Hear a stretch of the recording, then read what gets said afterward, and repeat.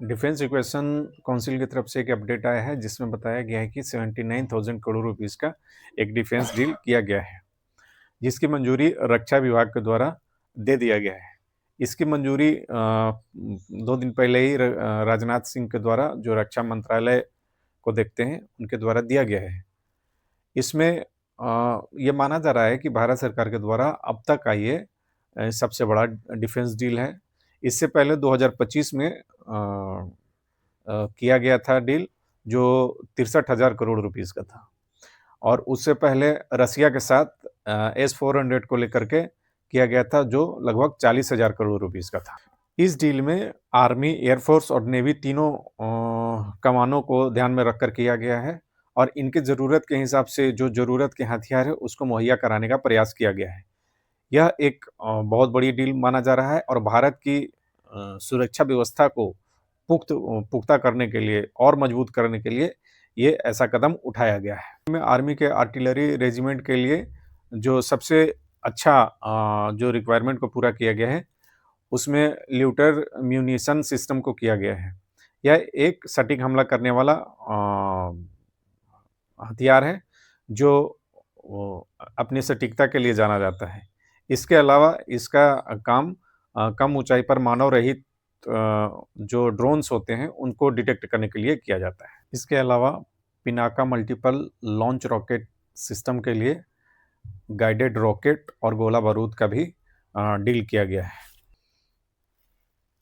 इसके अलावा मार्क 2 जैसे मिसाइल का भी डील किया गया है, और ये एक इंडियन आर्मी को पूर्ण रूप से मजबूत बनाने के लिए किया गया था। लॉइटर म्यूनिशन सिस्टम के बारे में जो अभी मैंने बताया, उसको क्यों लिया गया है? वो इसलिए लिया गया है कि अभी हाल ही में 2025 में जो भारत और पाकिस्तान के बीच में एक छोटा-सा युद्ध हुआ था, ऑपरेशन सिंदूर के नाम से जिसे जाना जाता है। उसमें जो लो लेवल के जो ड्रोन्स आते थे, पाकिस्तान के द्वारा जो भेजा जाता था, उसके मारने के लिए एक बड़े रॉकेट का इस्तेमाल किया जाता था। तो उसको ध्यान में रख कर के लियो भी पूरा कर लिया गया है। बात एयरफोर्स की किया जाए तो एयरफोर्स के लिए भी कुछ डील किया गया है। इसमें से महत्वपूर्ण रूप से जो है वो मैं आपको बताता हूँ। Automatic take off recording system, यह एयरफोर्स के लिए किया गया है। इसमें किसी भी मौसम में, चाहे वो टेक ऑफ हो या लैंडिंग के टाइम में, सभी रिकॉर्ड्स को वो संभाल कर रखेगा। यह किसी भी मौसम में काम करने के लिए सक्षम है। यह डील एरोस्पेस सुरक्षा वातावरण में कमियों को पूरा करने के लिए किया गया है।